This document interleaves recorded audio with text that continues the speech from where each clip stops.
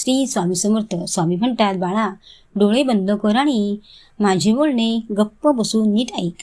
तर स्वामी म्हणतात, बाळा केलेले कष्ट आणि माझी सेवा कधीच वाया जात नाही.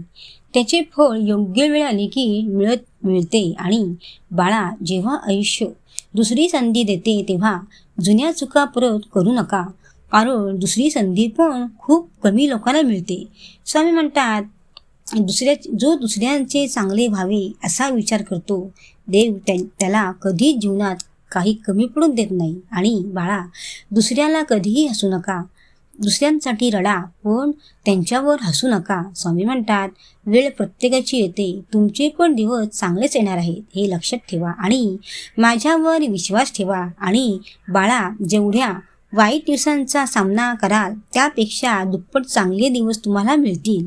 तेव्हा स्वामी म्हणतात, अरे वाईट वेळ ही कायमची असते का? नाही ना. अरे ती पण निघून जाईल. फक्त मनात चांगले विचार ठेवा, विश्वास ठेवा माझ्यावर. स्वामी म्हणतात, बाळा तुमची वाईट वेळेत कोणी उपयोगी पडत नाही. अरे आम्हीच तुमच्या उपयोगी पडतो हे लक्षात ठेवा.